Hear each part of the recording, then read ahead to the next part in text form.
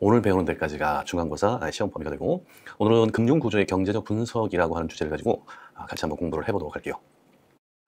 이번 시간의 학습 목표는 금융구조의 기본적인 특성이 어떻게 나타나느냐, 그리고 그런 특성을 우리가 어떻게 경제적으로 해석할 수 있는지, 정보 비대칭과 흔히 말하는 The Market for Lemon이라고 하는 레몬 문제라는 해석의 틀을 가지고 현재의 금융구조를 해석하는 경제적 논리에 대해서 한번 살펴보도록 할게요.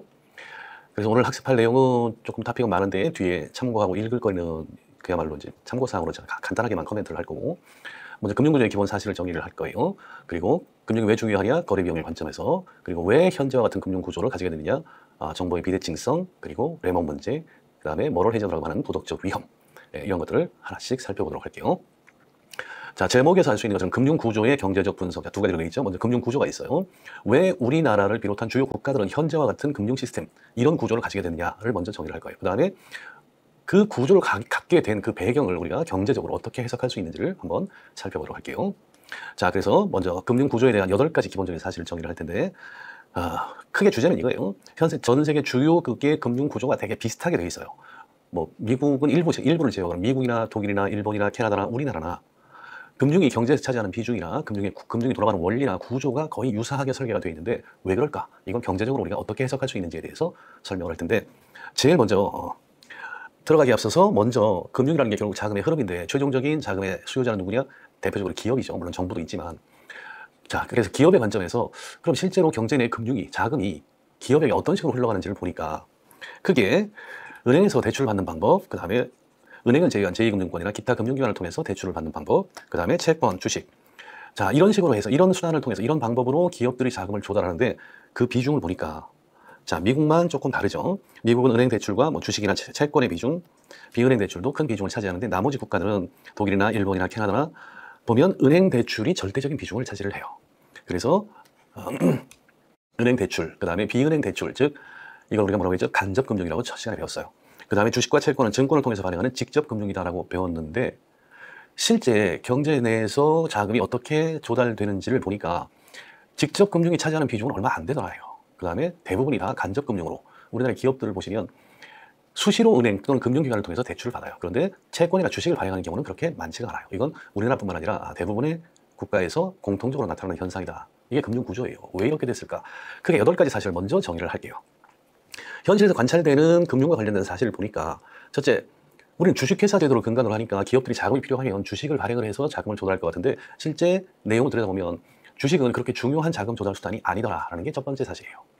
두 번째, 시장성 채무, 채권이죠. 또는 지분증권, 주식이 대표적이죠.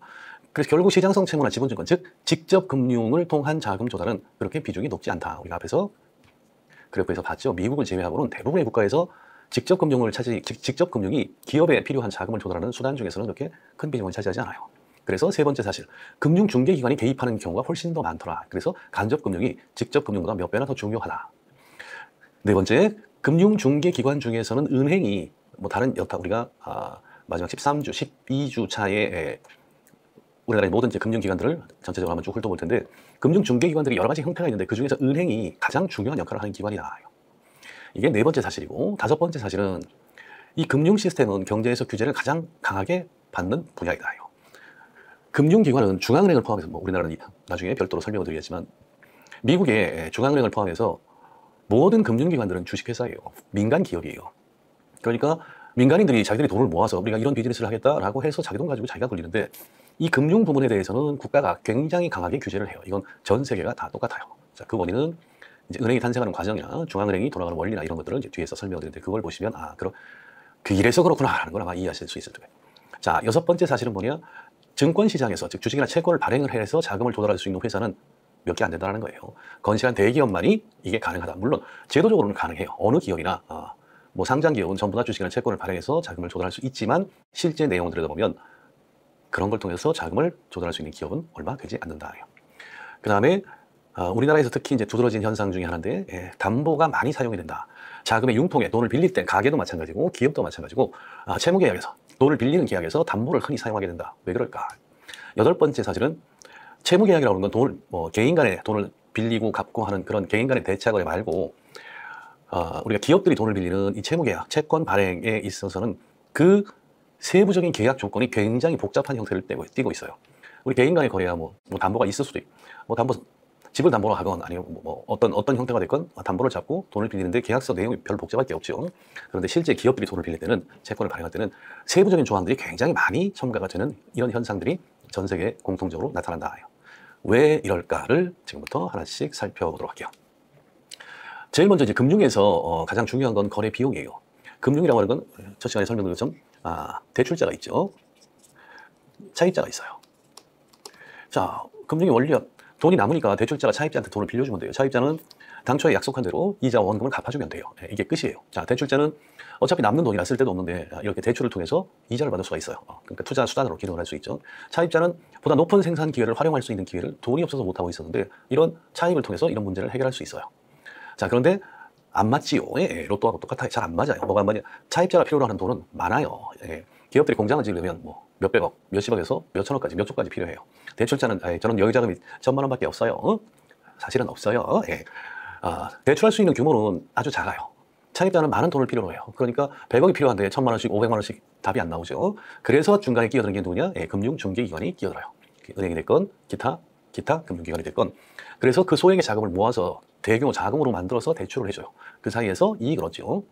자, 만약에 금융중개기관이 없었더라면 대출자는 500만 원, 1,000만 원, 크지 않은 돈이지만 나한테 돈을 빌려가는 저 회사가 과연 나중에 약속한 돈을 갚을 수 있을까에 대해서 일일이 다 조사를 해야 돼요. 왜? 저한테는 500만 원이 큰 돈이에요. 빌리는 사람한테 야, 우리 300억 필요한데 500만 원 빌리면서 뭘 회사를 조사한다고? 이게 거래 비용이에요. 차입자는 감시를 해야 되죠. 차입자의 신용을 확인을 해야 돼요. 이 사이에 굉장히 이런 대출자가 수천 명이 있어야 필요로 하는 자금을 다 공급할 수 있으니까 이 수천 명이 각각 이 회사를 조사하는 비용을 들인다면 그 비용이 사회적으로 굉장히 커지겠죠. 그래서 대출이라고 하는 게 여유 자금을 빌려주고 수익을 얻을 수 있는 좋은 기회인데 비용이 많이 들어요. 그래서 어쨌든 금융기관들은 그런 자금의 거래, 자금의 융통에 관련된 모든 비용들을 다 풀링을 해요. 다 합쳐서 이런 대출자 2,000명을 모아서 은행이 대출을 해줄 거냐 말 거냐 한 번만 조사를 하면 돼요. 그러니까 만약에 개별적으로 그 거래를 하라고 했으면 이 2,000명이 2,000번을 회사를 조사를 해야 되는데 금융기관은 그 소액을 다 모아서 대출 여부를 결정하면서 심사를 딱 한 번만 하면 되죠. 그래서 중개기관이 의미가 있는 거예요. 그래서 금융기관은 일단 개인들은 투자 금액이 작기 때문에 금융시장에 참여해서 돈을 벌기가 분명히 이득은 나는데 이게 쉽지가 않아요. 금융기관들은 규모의 경쟁을 통해서 그리고 전문화를 통해서 그런 비용을 절감을 해줘요. 바로 이런 이유 때문에 세 번째 사실, 금융중개기관을 통한 간접금융이 직접금융보다 훨씬 더 중요하다예요. 왜? 비용이 훨씬 싸죠. 자금을 이전시키는 데 소요되는 비용이. 1차적으로 금융중개기관의 기능은 바로 이런 거래 비용을 줄일 수 있는 일이에요. 자, 보다 근본적으로 더 문제가 되는 건 뭐냐? 정보의 비대칭성. 인포메이션 에이시메트리라고 하는 현상이에요. 이건 뭐냐? 결국 금융에서 문제는 뭐냐? 자, 대출자, 차입자 이렇게 돼 있죠. 중요한 건 뭐냐? 자, 돈을 빌려주는 건 쉬워요. 돈을 빌려주는 순간 갑이 바뀌죠. 돈을 빌리기 전까지는 돈 가진 사람이 갑이에요. 자, 돈을 빌려간 순간 이제 돈을 빌린 사람이 갑이에요. 나중에 배째라. 못 갚겠다. 나중에 돈 생기면 줄게. 낮아빠질 수가 있어요. 그러니까 제일 좋은 건 사전에 그럴 수 있는 가능성을 평가를 해야 되는데 모르죠. 왜? 이 사람 속은 이 사람만 알아요. 그리고 이 사람도 사실은 몰라요. 네 돈 빌려서 잘 되면 내가 정말 열심히 최선을 다해서 갚아줄 용의가 있는데 미래가 어떻게 될지 내가 어떻게 알겠니? 그래서 내 마음 나도 몰라가 되는 거예요. 이걸 우리가 정보의 비대칭성이라고 불러요. 자, 정보는 이 대출 시장에서, 이 금융 시장에서 정보는 누가 많이 가지고 있냐? 누구의 정보가 중요하냐? 차입자의 정보가 중요해요. 과연 내가 이 돈을 빌려서 어떤 사업에 쓸 거고 이게 수익성이 얼마나 날 거고 나중에 약속한 대로 이자나 원금을 상환할 가능성이 얼마나 많으냐는 나밖에, 차입자밖에 몰라요. 대출자는 모르죠. 사전에 이걸 돈을 못 받을 가능성을 막기 위한 여러 가지 조치가 필요한데 그 과정에서 현재와 같은 금융 구조가 나타나게 됐다라는 거예요. 이런 정보의 비대칭성이 나타내는, 수반하는 문제를 크게 두 가지로 구분해요. 하나는 어드밴스 셀렉션, 역선택의 문제예요. 두 번째 문제는 모럴 해저드라고 부르는 도덕적 위험의 문제예요. 자, 경제학적으로 구분을 하면 어드밴스 셀렉션은, 역선택은 거래가 일어나기 전에 사전적으로 차입자의 정보를 모르기 때문에 나타나는 문제예요. 그래서 돈을 빌리는 시장에서는 누가 더 적극적으로 나서서 제가 앞으로 미래에 이렇게 좋은 조건으로 돈을, 원금을, 이자를 이렇게 드리겠습니다. 이렇게 참여할 유인이 제일 높은 놈이 누구냐? 위험이 큰 놈.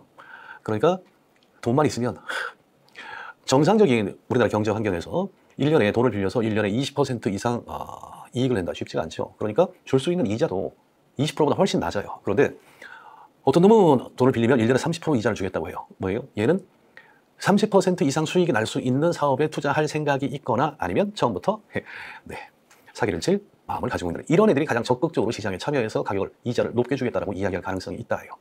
그래서 그런 의도를 모르기 때문에 사전에 잘못된 사람들을 선택을 해서 돈을 빌려줄 수 있는 문제. 이게 어드버스 셀렉션이에요. 우리가 현실에서 이 역선택의 문제를 가장 쉽게 접할 수 있는 게 예를 들면 경매예요. 뭐 이베이도 마찬가지죠. 자, 어떤 물건을 판매자가 팔려고 해요. 이게 레몬 문제하고 똑같은 건데 역선택의 관점에서 설명을 하면 자, 그래서 가격을 안 보여줘요. 입찰을 하래요. 그래서 제일 비싸게 쓴 사람한테 팔겠대요. 그래서 사전적으로 설명은 들었는데 정확하게 그 물건의 가치가 얼마인지 모르죠. 그래서 다른 사람들은 10,000원, 15,000원, 13,000원, 12,000원, 제가 20,000원을 썼는데 제가 1등이라고 해서 낙찰이 됐어요. 제가 당첨. 그래서 그 물건을 20,000원에 사게 됐어요. 와, 매우 기뻐요. 문득 화가 나죠. 도대체 딴 놈들은 얼마나 쓴 걸까? 결국 아무도 20,000원 빚으로 썼다는 건데 모든 사람들이 다 이 물건의 가치를 20,000원 이하로 보고 있는데 아, 나만 20,000원이라고 썼구나. 이게 가장 많이 나타나는 게 M&A 시장이에요. 우리가 흔히 위너스 크로스, 승자의 저주라고 부르죠. 어떤 회사가 M&A 시장에 나왔어요. 자, 가격을 적으래요. 나는 1조 2천억, 나는 7천억, 5천억. 제일 많이 쓴 1조 2천억에 낙찰이 됐어요. 그 회사를 인수를 했어요. 뭐예요? 시장에서는 모두가 그 회사가 1조 2천억의 가치가 없다라고 생각을 하는 거예요. 그리고 대부분 그런 회사를 인수하는 회사들이 어떻게 되느냐?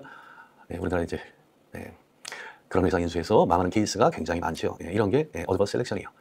사전적으로 즉 어떤 거래가 일어나기 전에 그 대상의 가치를 정확히 모르기 때문에 잘못된 선택을 하는 경우, 이게 정보의 비대칭 때문에 나타나는 현상이에요.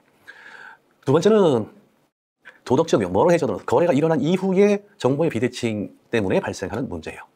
처음에 돈을 빌릴 때는 저희가 이 돈을 빌리면 이런 사업을 할 건데 이 사업은 안정적으로 한 연 10% 정도 수익이 날 것 같아요. 그래서 뭐 여러분께 많은 연 8% 정도 이자를 드리겠습니다라고 해서 차입을 해요. 그 다음에 차입이 끝나면 그래서 너한테 돈을 빌려줄게. 자, 돈을 빌리고 나면 뭘 하느냐?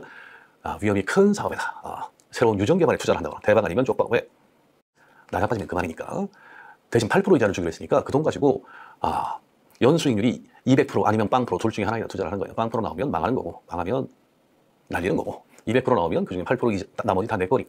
이럴 수 있는 가능성이 있다. 이게 모럴 해저드 문제예요. 그래서 거래가 일어난 후에 발생하는 정보의 비대칭성 때문에 나타나는 현상이다. 이 문제를 최초로 경제학적인 측면에서 의미 있게 이제 접근하신 분이 이분이에요. 조지 에컬로프라고 하는 이분인데 이제 1973년에 The Market for Lemon이라고 하는 논문을 쓰시게 돼요. 이분은 이제 오래 드신 분이죠. 사모님이 배우자분이 제넷 옐런이라고 연준에 계신 분이에요. 2001년에 이 논문의 공을 인정받아가지고 노벨 경제학상을 받았었고, 이분이 이제 이런 문제를 레몬을 가지고 중고차 중에 제일 쓰레기 차를 레몬이라고 불러요. 중고차 중에 품질이 우수한 차를 피치, 복숭아가 좋은가 봐요. 복숭아라고 부르고, 가장 형편없는 차를 레몬이라고 불러요. 그래서 The Market for Lemon, 레몬 시장이라고 하는 건 중고차 시장에서 이 정보의 비대칭성이 최종적으로 어떤 결과를 가져올 수 있는지를 아주 간단하게 분석을 한 거예요. 물론 원래 논문은 굉장히 복잡한데 내용은 그냥 쉽게 설명을 드리면, 자, 중고차를 팔려는 사람이 있고 살려는 사람이 있어요. 중고차의 품질은 누가 제일 많이 하느냐? 팔려는 사람은 알아요. 자기가 탔으니까. 자, 중고차 시장에 레몬이 가장 후진 차가 예를 들어 1,000만 원 정도를 받을 수 있어요. 가장 좋은 차는 예를 들어서 5천만 원을 받을 수 있어요. 이게 피치고 얘가 레몬이에요. 자, 살려는 사람은 뭐 한두 번 시운전 해봐가지고 모르죠. 그 내부의 엔진이나 뭐 그동안의 고장 이력이나 이런 내용을 몰라요. 그러면 팔려는 사람은 제일 잘 알죠. 자, 살려는 사람은 이 차가 과연 1,000만 원짜리 차인지 5천만 원짜리 차인지 잘 몰라요. 잘 모르면 가장 합리적인 판단은 뭐냐? 이게 한 중간쯤 되겠구나. 중간이면 예를 들어서 3,000만 원이라고 합시다. 재수 없으면 이 차가 걸릴 수도 있어요. 운이 좋으면 이런 차를 3,000만 원을 살 수 있어요. 제일 좋은 5천만 원을 제시할 리가 없죠. 왜? 그 차의 상태를 너무 알면 나는 모르는데 나한테 5천을 달라고 안 줘요. 그래서 어떠냐? 평균적인 가격을 지불하려고 해요. 야, 3천만 원 주게 넘겨. 자, 그러면 팔려고 하는 사람은 야, 내 차는 최소 4,500인데 뭐 3천 안 팔아. 그러면 구매자들이, 살려고 하는 사람들이 제시한 가격보다 내 차의 품질이 더 높다, 더 높은 가격을 받아야 된다라고 생각하는 사람들은 어떡하냐? 시장 안 팔아요. 그냥 제가 더 탈게요. 왜냐하면 이 차 팔고 나도 다른 차를 사야 되는데 내 차 가격은 4,500인데 3천, 시장을 떠나게 돼요. 자, 이렇다는 걸 아니까 이제 구매자들은 다시 생각을 해봐요. 가만히 있어봐. 중고차들은 다 빠졌네? 이제는 팔려고 하는 차에 대해서 얼마를 지급하려고 하느냐? 이거의 딱 절반, 2천만 원. 2천만 원을 주겠다라고 이야기해요. 2천만 원보다 높은 품질을 가지고 있다고 생각되는 차주들은 뭐예요? 안 팔고 시장을 떠나요. 그러면 나중에는 어떻게 되느냐? 중고차 시장에 뭐만 남느냐? 레몬만 남게 된다. 이게 또 마켓 포 레몬 문제의 핵심이에요. 결국 뭐예요? 시장에는 쓰레기만 팔리게 된다예요. 어떻게 되느냐? 시장이 붕괴되고 만다예요. 그래서 정보의 비대칭은 이런 시장에 굉장히 중요한 결정적인 영향을 미치게 된다. 그래서 이제 금융 구조가 이런 특성을 나타내게 된다. 주식은 잘 안 팔려요. 주식은 기업의 가장 중요한 외부 자금 조달원이 아니에요. 증자는 좋은 방법이 아니에요. 왜냐? 자, 신규 주주가 있어요. 이 회사의 주식을 살리는 사람이 있고 경영자가 있어요. 우리 회사의 상태는 누가 제일 잘 알아요? 경영자가 제일 잘 알아요. 그런데 주식을 팔겠대. 왜? 주가가 내가 생각하는 가격보다 높으니까. 그러니까 주식을 판다고 하면 투자자들은 뭐라고 생각하느냐. 야, 이놈들이 지금 회사의 내용은 지금 주가보다 훨씬 형편없는데 주가가 높으니까 이것들이 주식을 발행을 해서 자금을 조달하려고 하는구나 라고 생각을 해요. 그래서 우리나라도 그렇고 대부분의 국가에서 기업이 유상증자를 한다고 하면 어떻게 돼요? 주가가 떨어져요. 왜? 주식은 기업에서 가장 비용이 비싼, 즉 돈을 많이 줘야 되는 자금 조달 수단이에요. 제일 쉬운 건 뭐냐? 은행 대출이에요. 은행 대출은 이자가 주식보다 훨씬 더 싸요. 왜? 거꾸로 생각을 해보면 여러분이 자 대출을 해줄 수도 있고 아니면 주식을 살 수도 있어요. 만약에 두 개의 수익률이 똑같다면 어떤 게 더 좋은 방법이에요? 대출을 해주는 게. 왜? 채권은 이자를 먼저 받을 수 있어요. 주식은 투자를 했다가 이자라는 개념이 없죠. 배당을 받아야 되는데 수익이 안 나면 배당을 못 받아요. 그러니까 똑같은 조건이라면 누구나 다 채권을 사요. 그 회사의 주식보다는. 이게 더 수익률이 같다면 거꾸로 주식을 팔려면 주식을 사는 사람들한테는 채권자보다 더 높은 수익을 주겠다는 묵시적인 약속을, 암묵적인 약속을 해야 돼요. 그렇지 않으면 주식이 안 팔려요. 이렇게 비용이 비싸에도 불구하고 회사가 주식을 발행하겠다. 야, 얘네가 굉장히 상태가 안 좋아지는구나 라는 걸 나타내는 신호로 받아들여져서 유상증자를 한다 그러면 주가가 일반적으로 떨어져요. 그 다음에 시장성 채무 및 지분증권을 발행한다. 이건 기업이 자금을 조달하는 주된 수단이 아니다라는 거예요. 왜냐? 채권이 됐건 주식이 됐건 정보가 새로운 투자자보다는 기업이 훨씬 더 많은 정보를 가지고 있어요. 그런데 기업들이 이걸 팔겠다? 레몬 문제하고 똑같죠. 중고차 시장에서 누가 상태를 제일 잘 아느냐? 중고차 주인이. 그런데 3천만 원에 팔겠대요. 라는 얘기는 본인이 생각하기에 내 차의 가치는 3천만 원이 안 된다라는 걸 3천만 원 정도면 충분하다라고 생각을 하니까 실제 가치는 3천만 원보다 낮을 가능성이 높다라고 사람들이 생각을 하게 된다예요. 우리가 레몬 마켓에서 본 것처럼. 자, 그러면 이런 정보 비대칭 문제를 어떻게 해결을 하느냐. 먼저 역선택 문제를 해결하려면 거래가 이루어지기 전에, 즉 대출을 하기 전에 대출을 받으려는 사람의 기업들의 상태에 대해서 많은 정보를 가지고 있어야 돼요. 그러려면 어떻게 정보를 생산해서 판매하는 업체를 육성을 하면 되겠다. 그래서 나타나게 된 게 평가 회사들이죠. S&P, 무디스, 밸류라인 이런 회사들. 채권 평가는 이제 S&P, 무디스, 피치 지난 시간에 배웠죠. 밸류라인은 이제 주식에 대해서 추천을 해주는 그런 자문사인데 이런 회사들이 대출자들이 잘 모르는 그런 회사의 정보에 대해서 분석을 해서 이걸 대신 판매를 해줘요. 그러면 이제 정보의 비대칭이 해결이 됐으니까 금융이 훨씬 더 원활하게 이루어지겠구나. 그런데 또 문제가 있지요. 이런 회사들이 독점적으로 정보를 생산하면 쟤네 S&P에서 AA 받았대. 그럼 괜찮은 회사네. 나머지 사람들, 실제 이 정보를 가지고 혜택을 얻는 사람들은 뭐예요? 거기에 대한 대가를 지불하지 않아요. 그래서 프리 라이더 프로블럼, 무임승차 문제가 생겨요. 이 정보가 필요하긴 해요. 원활한 금융을 위해서 필요한데 그 정보를 만들려면 돈이 있어야죠. 여기서 사람을 고용을 해서 분석을 해서 그 정보를 생산해서 제공을 해야 되는데 실제 그 정보를 사용하는 사람들은 그걸 통해서 이득을 얻는 사람들은 돈을 낼 생각이 없어요. 왜? 나 500만 원밖에 안 할 건데 1000만 원밖에 안 할 건데. 이렇게 모든 사람들이 무임승차를 해서 정보에 대한 생산 비용을 지불하지 않으면 어떤 문제가 생겨요? 정보를 생산하는데 비용이 들어가는데 아무도 그 비용을 지불하지 않는다. 생산을 못하는 거죠. 그러면 정보가 없어져요. 정보가 없어지면 시장이 형성이 안 되겠죠. 이 문제를 학문적으로 아주 날카롭게 지적을 한 게 유명한 그로스만 스티글리츠. 이 조셉 스티글리츠 할아버지는 우리 어차피 경제학을 배우니까 참고로 알아두세요. 뒤에 다시 한번 등장을 하실 거예요. 제가 따로 언급을 해드릴게요. 이분들이 정보면에서 효율적인 시장이라고 하는 건 존재할 수 없다라는 유명한 논문을 썼는데 이 논문의 이제 주요 핵심 내용이 이거예요. 얘네들이 생산한 정보가 정말 정확하게 기업의 현재 상태를 정확하게 나타낼 수 있다. 그러면 사람들은 추가로 그 회사에 대해서 알아볼 필요가 없다. 그런데 이런 정보를 사용할 수 있다면, 무료로 사용할 수 있다면 아무도 그 대가를 지불하지 않는다. 아무도 그 대가를 지불하지 않으면 아무도 정보를 생산하지 않는다. 그래서 결국 시장에는 아무런 정보가 없는 상태가 된다라는 걸 이제 논문으로 쓰셨는데 어쨌든 역선택 문제를 해결하는 첫 번째 수단은 사전에 정보를 알 수 있게 만들어주는 거다예요. 두 번째, 민간 기업이 할 수 없으면 그냥 정부가 하면 될 거 아니야. 그럼 정부가 나서서 어차피 시장에서 돈을 필요로 하는 기업들은 특정 시점에 스탁 개념으로 보면 10,000개 정해져 있으니까 기업들이 얘 불량 감자, 얘 무량 감자 해서 회사가 직접 정부가 직접 기업들에 대해서 등급을 매기면 될 거 아니야. 아무도 못해요. 왜? 이건 표하고 연결이 돼 있기 때문에. 정부가 뭔데 우리 회사를 네가 나를 불량 감자를 트리플 C를 줘 이런 너 다음에 필요 없어 이렇게 되니까 정부는 기업들에 대해서 직접적으로 개입을 해서 물론 정보는 가장 많이 가지고 있어요. 세무에 관한 세금을 얼마나 내는지 매출은 얼마나 되는지 이런 거에 대한 정보는 다 정부가 수집을 하는 민간보다 훨씬 더 우월한 지위에 있지만 그걸 가지고 정부가 판단을 하지는 않아요. 정치적인 문제 때문에. 그래서 간접적으로 하는 게 회계감사를 받도록 하는 거예요. 그래서 미국의 증권관리위원회 여기서는 이제 기업들에 대해서 회계감사를 강제적으로 하도록 되어 있죠. 그런데 이것도 한계가 있다. 대표적으로 엔론과 월드컵이라고 하는 미국 굴지의 회사들이 회계 부정으로 인해서 회사가 파산을 했지요. 그래서 몇만 명이 실업자가 됐던 그런 사건들이 있어요. 그래서 이런 해결 수단이 있지만 이게 항상 잘 작동하지는 않는다. 그래서 어떻게 하느냐? 결국 정부에서는 다른 방식으로 이제 규제를 하게 된다. 다음 시간에 바로 우리가 금융기관에 대해서 이제 어떻게 규제를 하는지를 이제 살펴볼 텐데, 세 번째 이런 역선택 문제를 해결할 수 있는 수단은 뭐냐? 금융중개기관을 사용하는 거예요. 그래서 중개기관으로 하여금, 자, 앞에서 봤던 중고차 문제로 돌아가면 중고차의 품질을 잘 모르죠. 예, 사는 사람은 몰라요. 파는 사람은 잘 알아요. 그러면 이 문제를 이 파는 사람이 자꾸 거짓말을 해서 좋은 차인 것처럼 피치인 것처럼 사기를 치는 문제를 어떻게 해결할 수 있냐? 예, 중간에 딜러가 있으면 돼요. 중고차 딜러가 그 차를 사서 판매를 하면서 일정 기간 품질 보증을 해주는 거예요. 그러면 사는 사람도 3천만 원, 이거는 3천만 원 정도 되는구나. 안 그러면 얘가 2년 동안 품질 보증, 그 전에 고장이 나면 얘가 고쳐준다고 하니 30만 원이 적당하구나 라고 사는 사람도 안심하고, 그래야 중고차 시장이 제대로 돌아갈 수 있다라는 거예요. 자, 그거는 이제 일반적인 금융에서는 중개기관이 담당을 한다. 그냥 쉽게 은행이라고 생각하시면 돼요. 그래서 중개기관은 사적 대출을 해요. 즉, 우리가 대출을 받으면 국민은행에 대출을 신청을 해도 국민은행에서 신용평가를 해요. 신한은행에 대출을 받으면 신한은행에서 또 평가를 해요. 우리은행 또 평가해요. 하나은행 또 평가를 해요.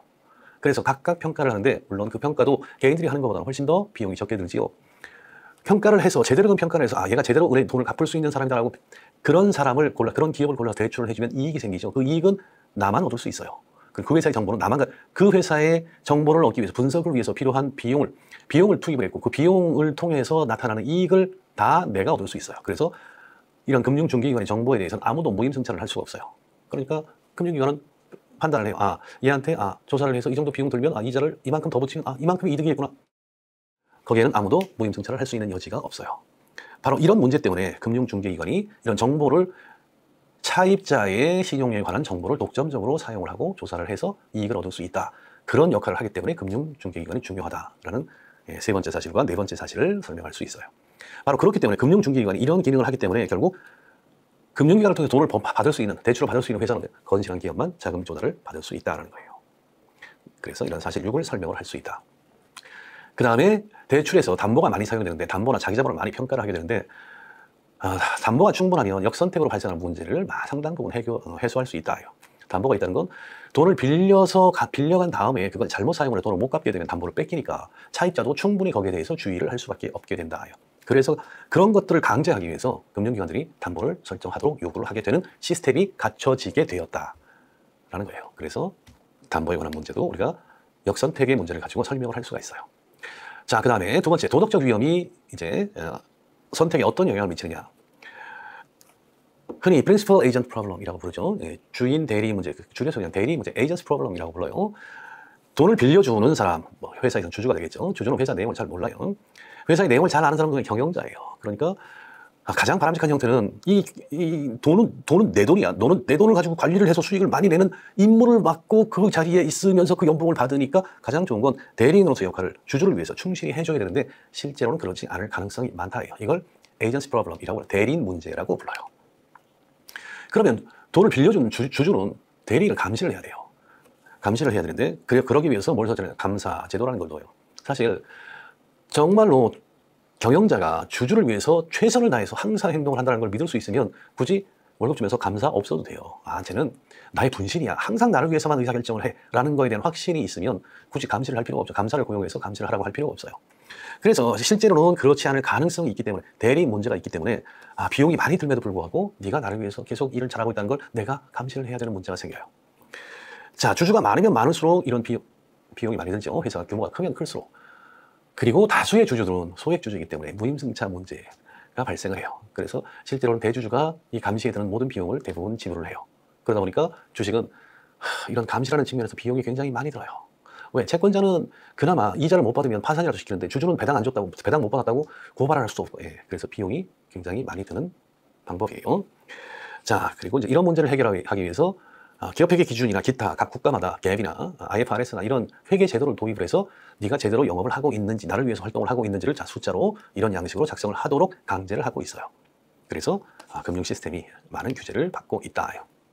자, 그 다음에 대리 문제를 해결할 수 있는 또 하나의 문제는 뭐냐? 금융중개기관이 이걸 해결할 수 있어요. 우리가 은행은 돈을 빌려주고 말지만 벤처 캐피탈, VC라고 하는 데나 프라이빗 에쿼티라고 하는 데는 기업에 돈을 빌려주는데 그 대가로 채권을 받는 게 아니라 주식을 받아요. 그래서 회사와 이해관계를 같이 하고 사람을 파견을 해요. 자, 기술이 있는 기업들은 기술은 잘하는데 자금에 대해서는 잘 몰라요. 재무에 대해서는. 그러면 VC나 PE한테 가서 우리가 이러이러한 걸로 비즈니스를 하려고 하는데 돈이 얼마가 필요합니다. 그래? 근데 성공할 가능성은 그렇게 높지 않을 수도 있습니다. 오케이. 내가 돈도 주고 성공도 시켜줄게 해서 돈을 주고 대신 주식을 받아요. 채권이 아니라 이자. 네가 이자 줄 만큼 돈을 벌 날이 언제 되겠냐. 그래서 주식을 받고 사람을 파견을 해요. 그래서 재무를 잘하는 사람, 마케팅을 잘하는 사람을 파견을 해서 이 사회에 참여를 시켜서 회사랑 같이 커나가요. 자, 이런 식으로 하면 대리 문제가 없어요. 왜? 이해관계가 일치하기 때문에. 자, 그 다음은 채무 계약을 통해서 이런 문제를 해결할 수도 있어요. 자, 이런 식으로 해서, 이런 수단을 통해서 대리 문제를 해결할 수 있다요.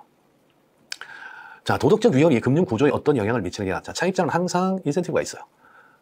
야, 내 돈 이거 절대 깨먹으면 안 되는 돈이건 원금 안전한 데 해야 돼. 너 이거 하기로 했지? 그러니까 내 돈 가지고 이것만 해야 돼 라고 해서 돈을 빌려주는데 차입자는 재미가 없지요. 대박이 없잖아 해서 몰래 항상 더 위험한 사업에 투자하고 싶은 인센티브가 있어요.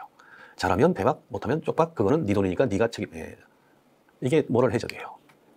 자, 그럼 이런 문제를 어떻게 해결하냐. 아까 얘기했던 순자산이나 담보를 잡아요. 즉 너도 네가 잘못해서 망하면 너도 손해를 볼 수 있는 구조를 만들어요. 그 구조가 순자산과 담보예요. 네 돈도 까먹고 담보도 날리고. 자, 그래서 담보를 잡으면 이런 유인을 줄일 수 있다요. 그래서 그런 상태를 인센티브 컴패터블이하고 유인 도합적, 유인이 같다, 인센티브가 같다, 둘의 이해관계가 같다라고 표현을 해요. 아니면 제한적 약관. 돈을 빌려줄 때 아주 꼼꼼하게 조항을 만들어요. 약관을. 너 내 돈 가지고는 이거 하면 안 돼. 내 돈 다 갚을 때까지는 니네 돈 벌다고 배당하면 안 돼. 이거 하면 안 돼. 이런 데 투자하면 안 돼. 여기까지 주식하면 안 돼. 다른 회사 사면 안 돼.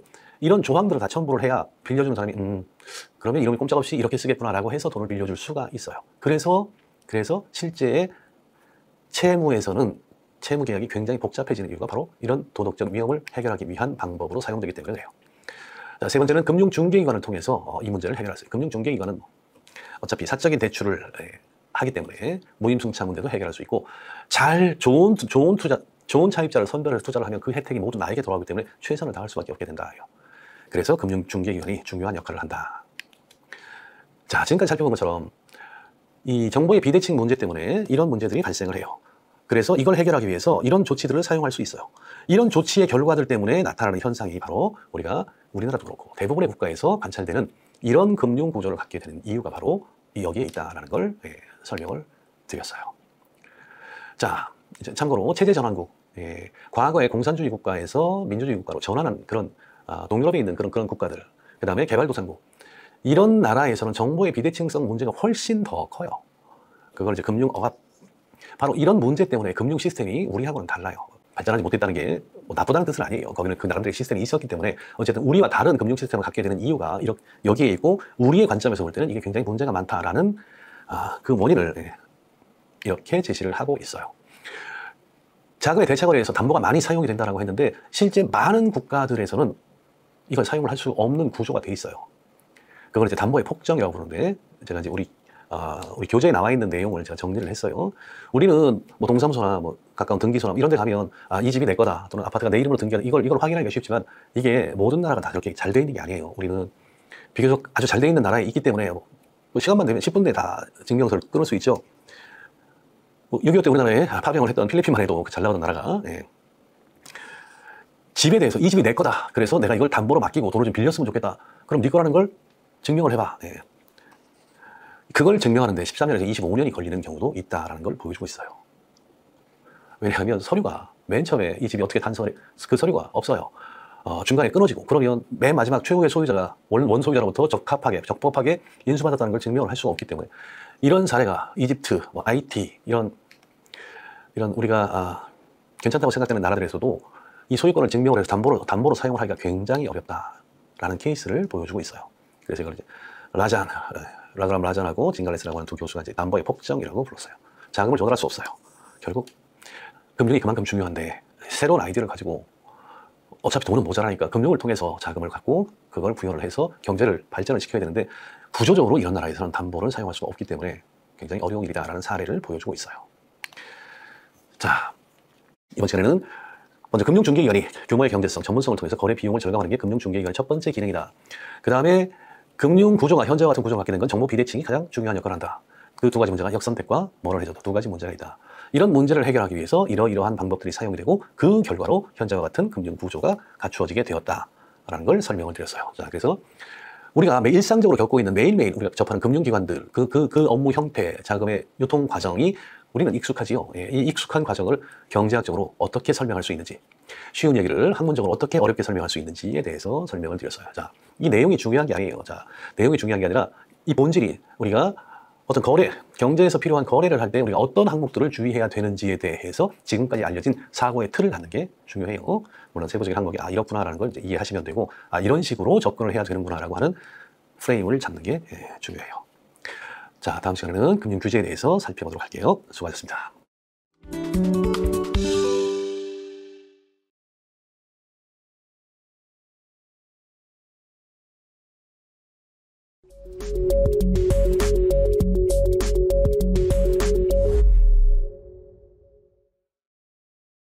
네, 여러분 안녕하세요. 금융상품시장론. 자, 이번 시간에는 이제 금융 규제에 대해서 살펴보도록 할게요.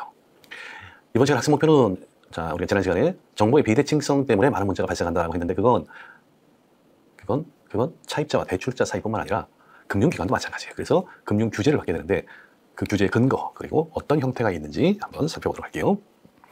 그래서 이번 시간 학습할 내용은, 자, 금융 규제 중에서 정보의 비대칭성이 금융 규제와 어떤 관계가 있는지, 그 다음에 구체적인 금융 규제 유형은 뭐가 있는지, 그 다음에 은행 위기가 뭔지에 대해서 간단하게 코멘트를 하도록 할게요.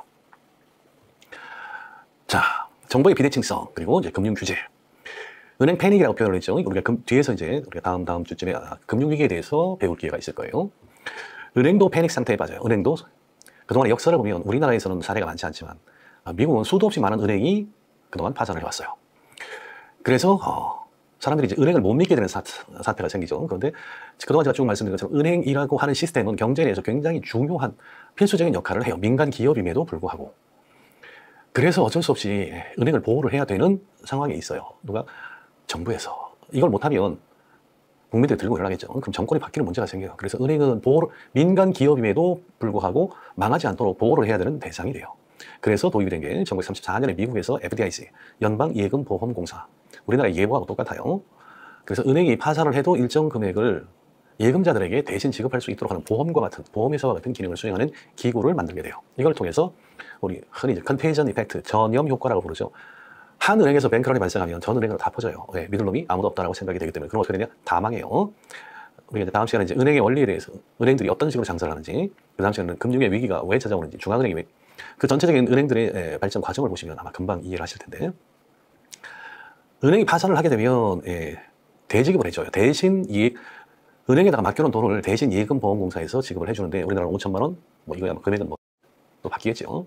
미국은 25만 불을 한도로 해서 대신 지급을 해줘요. 그 다음에 망한 은행을 어떻게 처리하냐? P&A 방식이라고 흔히 부르죠. 자산 부채를 그대로 통으로 그대로 떠서 인수하는 은행에다가 또 안기는 거예요. 이걸 우리가 P&A 방식이라고 불러요. 그런데 이게 부실 채권을 그대로 떠안아요. 물론 건전한 자산도 있지만 부실한 자산까지 다 한꺼번에 떠안아야 되기 때문에, 그리고 그 떠안은 은행이 망하지 않도록 또 지원을 해줘야 되기 때문에 실제로 비용이 굉장히 많이 들어요. 세금이 많이 들어가는 방식인데, 자, 이런 방식으로 이제 은행들을 처리를 해왔어요. 자, 왜 이렇게 은행들이 파산을 하느냐? 은행도 똑같아요. 정보 비대칭 문제가 있어. 정부의 입장에서는 은행이 본래 영업활동에, 본래의 인가 목적에 맞게 건전하게 장사를 했으면 좋겠는데, 은행은 뭐예요? 민간 회사죠. 예.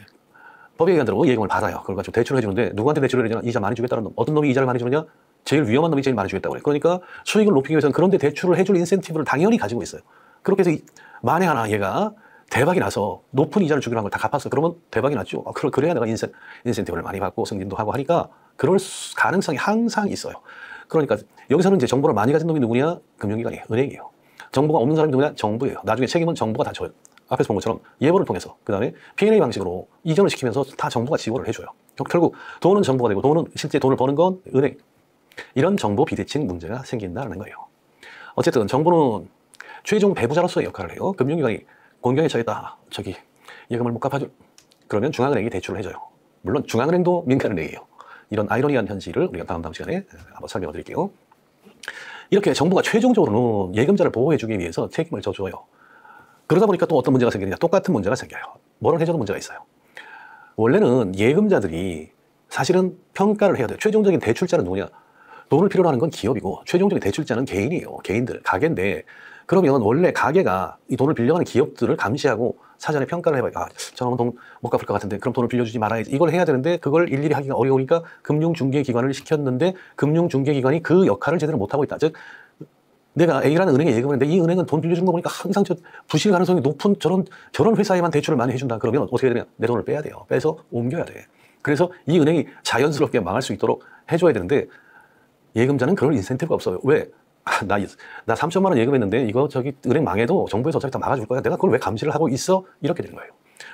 뭐예요? 지난 시간에 했던 바로 그 정보 비대칭 문제가 은행에도 그대로 적용이 되는 현상이에요. 그럼 금융기관은 뭐예요? 더 큰 위험을 택할 인센티브가 당연히 있다예요. 그 다음에 역선택 문제가 있다예요.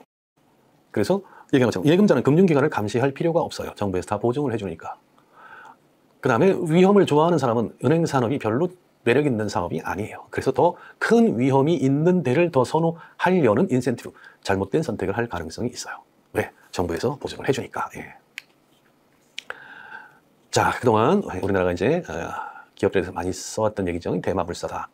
영어로는 이제 too big to fail 이라고 불러요. 우리나라만 그런 게 아니라 전 세계 금융의 중심이라고 하는 미국이 전형적으로 이 짓을 가장 많이 하는 그런 나라 중에 하나예요. 대마불사라고 하죠.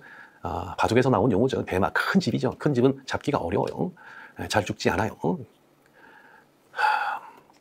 그동안의 파산 과정에서 보면 우리나라도 이제 그런 일은 없겠지만 만약 대기업 그룹이 하나 망할 정도로 위험에 처했다. 그럼 어떡하냐? 그럼 망하게 두면 안 되죠. 왜? 파급효과가 너무 커요. 그 밑에 하청업체들부터 해서 거기에 고용되어 있는 근로자들, 그래서 어떻게든지 살리려고 노력을 해요. 그래서 시장 원리에 의하면 당연히 망해야 되는 애들도 잘 망하지 않도록 해줘요. 예금보험에 한도가 있지요. 1인당 25,000불, 우리나라 5천만 원. 돈이 많아서 예금이 많이 있다.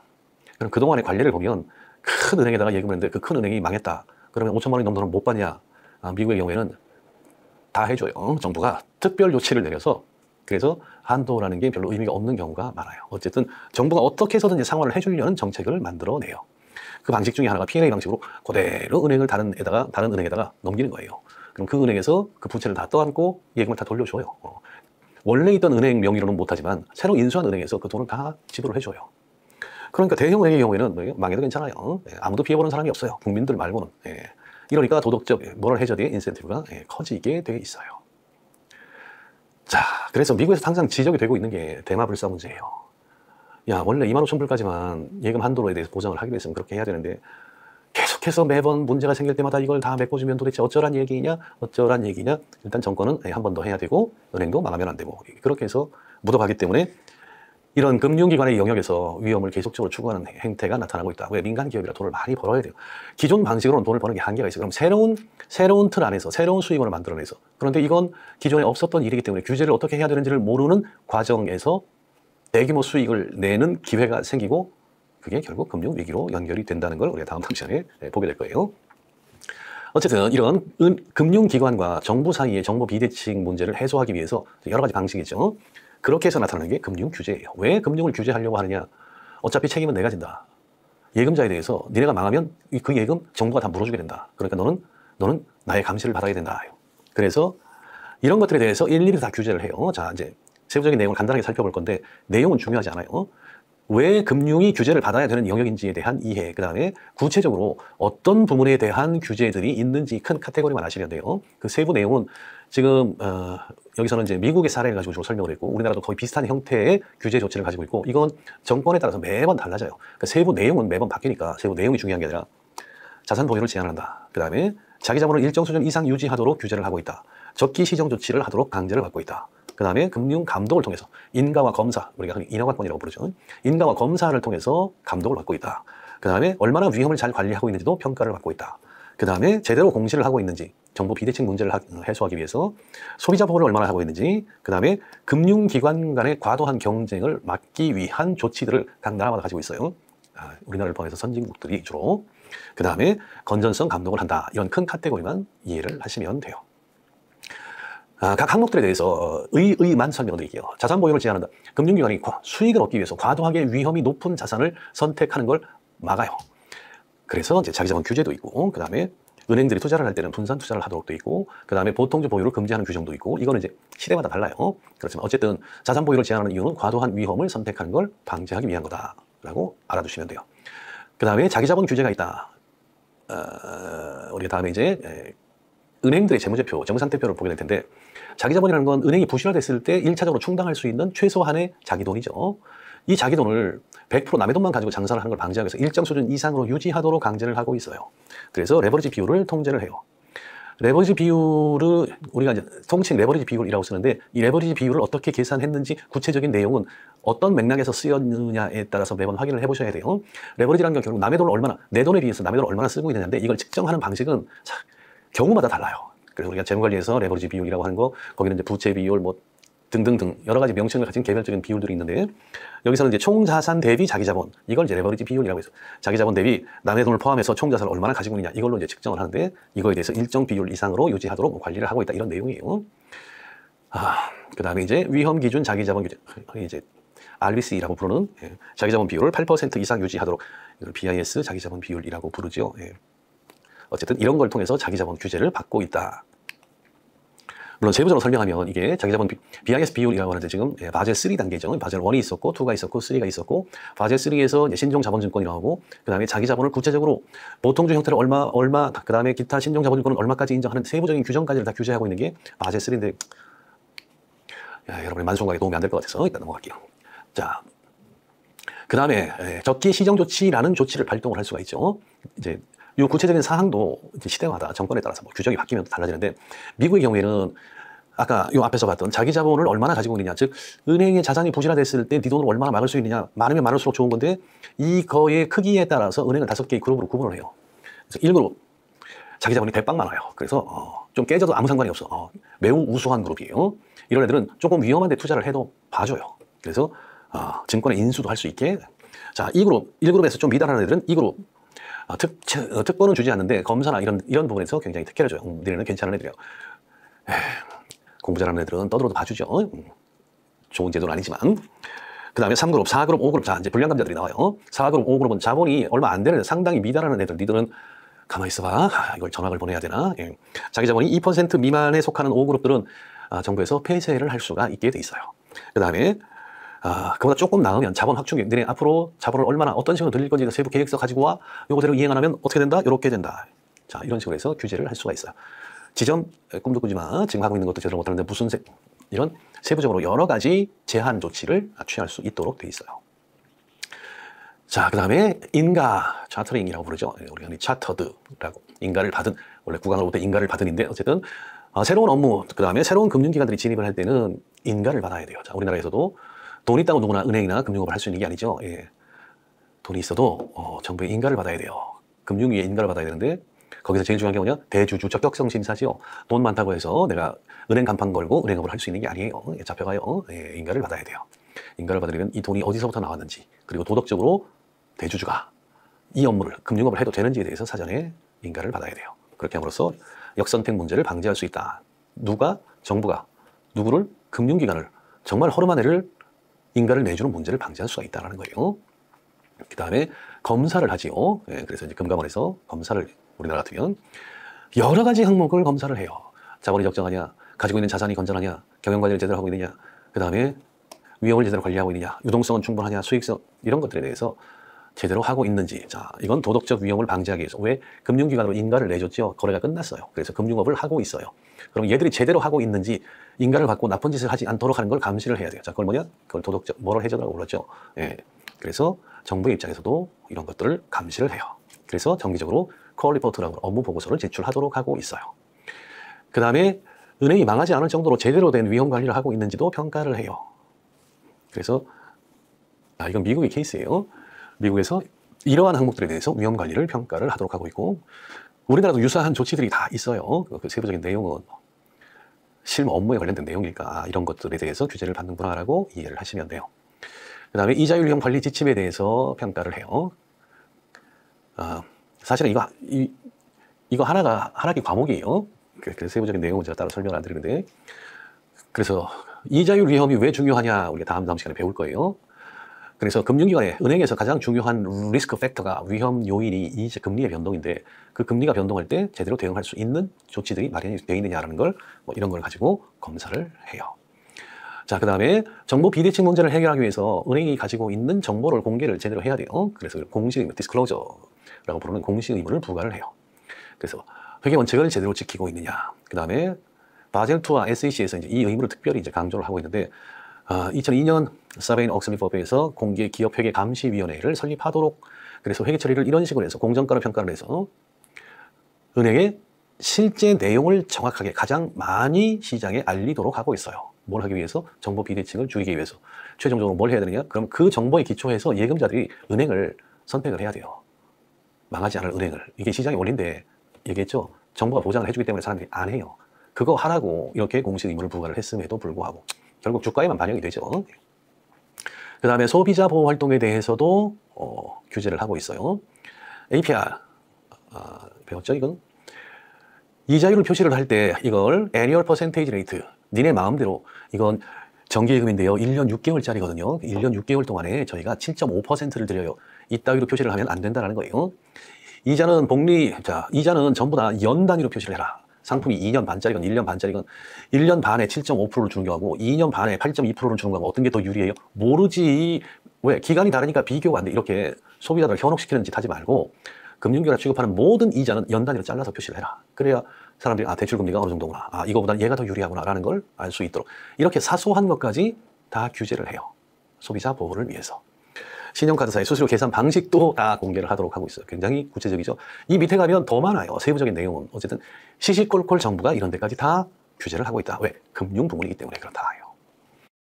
그 다음에 미국에는 이제 뭐 이런 차별금지, 우리나라도 이제 비슷한 조치들이 생기겠죠. 인종, 성별, 혼인 여부, 출신국 이런 거에 따라서 차입자에 대한 차별을 하면 안 된다. 즉 외국인 근로자건 내국인이건 차별을 해서는 안 된다. 우리나라도 이제 이런 조치들이 점차 이제 도입이 되겠죠. 또 지역에 대한 차별도 금지하도록 해요. 이게 급속하게 추진이 되면, 물론 구체적인 이 제도를 말하는 게 아니라 이런 것들이 금융에 급속한 변화가 생기면 거기는 항상 문제가 생겨요. 우리가 이제 중간고사 끝나고 영상을 보시면 이제 서프라임 모기지 사태가 어떻게 촉발이 되었는지를 알 수 있을 텐데, 그때 나오는 게 이제 닌자 대출이라고 하는 거예요. 닌자 대출은 일본 사람들에 대한 대출이 아니고 앞자를 딴 거예요. No income, 수입이, 소득이 없어요. No job, 직업도 없어요. No asset, 재산도 없어요. 그래도 대출을 해줘요. 왜? 집을 산다고 하니까. 집이 담보예요. 은행에서 10만 불을 주고 대출을 해줘요. 그러면 이 사람은 10만 불짜리 집을 사요. 그러면 그 집을 은행이 담보로 잡아요. 됐지요? 그러니까 이 거주는 대출자가 하지만 거기 살면서 이자나 원금을 갚아 나가겠지만 담보를 잡았기 때문에 1차적인 소유는 은행이에요. 이게 뭐하고 은행이 집 사서 빌려주는 거하고 렌트비 받는 거 똑같은 거죠. 내용상. 그렇기 때문에 이건 안심해도 된다라고 해서 서프라임 모기지 사태 이전에 닌자 대출이 아주 횡행을 했었어요. 그러다가 이제 글로벌 금융 위기가 터지게 되죠. 얘네들 때문에. 그 피해는 우리를 포함해서 전 세계가 그 피해를 다 분담을 했는데, 얘네들은 나중에 다시 한번 설명드릴 기회가 있을 거예요. 자, 그 다음에 규제의 내용 중에 또 하나가 금융기관 간의 과도한 경쟁을 제한을 해요. 야, 니들끼리 싸우면 결국 뭐가 되겠니? 한 놈이 죽을 때까지 싸우겠지. 그러면 안 되지. 경쟁이 심화되면 더 큰 위험을 택하려는 모럴 해저드가 크게 발생하기 때문에 돈 버는 놈이 경쟁적으로 우리나라 여러 산업 분야에서 볼 수 있죠. 경쟁이 격화되면 결국 문제가 생겨요. 특히 금융기관은 그 문제가 심각하기 때문에 경쟁을 제한을 해요. 그래서 이제 과거에는 지점 설치도 규제를 했어요. 우리나라에도 예전에 이런 규제의 내용은 다르지만 이런 게 있었죠. 은행들이 이제 학교나 이런 데 출장소라는 걸 만들었던 거 기억나세요? 예. 거기서 이제 외환 업무를 못하고 이제 일부 업무만 취급할 수 있는 출장소를 만들어야 되는데, 그게 고객들이, 사람들이 모여 있다고 거기에 은행의 지점이나 이런 출장소를 만드는 게 아니에요. 과거에는 은행 지점 한 개를 설치할 수 있는 인가를 받으면 저 지점 안 내고 출장소 낼 건데요. 그러면 2개를 인가를 내줬어요. 그러니까 은행들이 이제 각 대학이나 뭐 이런 중고등학교 이런 데 출장소를 내는 이유가, 출장소는 이것도 어차피 인가를 받아야 돼요. 지점을 내려면 인가를 받아야 되는데, 지점 1개 인가 받을래? 출장소 2개 인가 받을래? 2개 받을게요. 그래서 이제 예전에 출장소라는 개념이 굉장히 많았어요. 지금은 없애서 문제죠. 지점들을 유지를 하면 좋은데 수익이 안 난다고 지점을 없애는 게 더, 그래서 매우 불편. 그 다음에 글래스-스티글법은 1933년에 이제 미국에서 제정이 된 건데, 이게 미국의 경제사에서 굉장히 중요한 의미를 갖는 조치라 아마 다른 부분에서 제목을 들어보신 분들이 많이 있을 거예요. 글래스-스티글법, 이 법안을 제안했던 국회의원들의 이름인데, 여기서는 이제 투자은행 업무를 분리를, 그래서 상업은행과 투자은행의 업무를 분리를 해서 상업은행이, 우리가 보는 일반 시중은행이 위험한 투자 업무를 하지 못하도록 막아놓은 법이 글래스-스티글법이에요. 그런데 이게 이제 자유화의 물결을 타고 99년에 그램 린치 블라일리 법으로 이제 대체가 돼요. 이걸 속칭 금융서비스 현대화법이라고 명칭을 붙이면서 현대화를 하겠다고 하면서 상업은행이 증권 관련 자회사 보유를 금지했던 글래스-스티글법을 폐지를 해요. 그 다음에 상업은행은 투자은행의 임직원을 경험할 수 없어요 라고 돼 있었던 법을 폐지를 하고 통합을 하게 된 거예요. 자, 우리나라의 각 대형 은행들, 시중은행들이 증권, 보험, 캐피탈, 카드 모든 업무를 다 금융지주사라는 틀 안에서, 우산 아래에서 할 수 있도록 돼 있었죠. 그거랑 유사하다고 보시면 돼요. 그거는 이제 현대화라는 미명으로 포장을 해서 도입이 되게 되는데, 이것도 중요한 금융위기의 하나로, 원인으로 지적이 되고 있어요. 어쨌든 과도한 경쟁은 금융기관 간에 막는 게 좋은데, 그러면 소비자들이 불편하지요. 예, 그래서 소비자들은 일정 부분 더 많은 비용을 부담을 할 수가 있고 효율성이 낮아지는 단점이 있어요. 어쨌든 금융 시스템을 너무 위험하지 않게 유지하는 데는 도움이 되지만 일정 부분 비용이 있다. 그 다음에 거시 건전성 감독을 하는데, 거시적인 측면에서, 미시적인 측면에서 건전성 감독을 한다.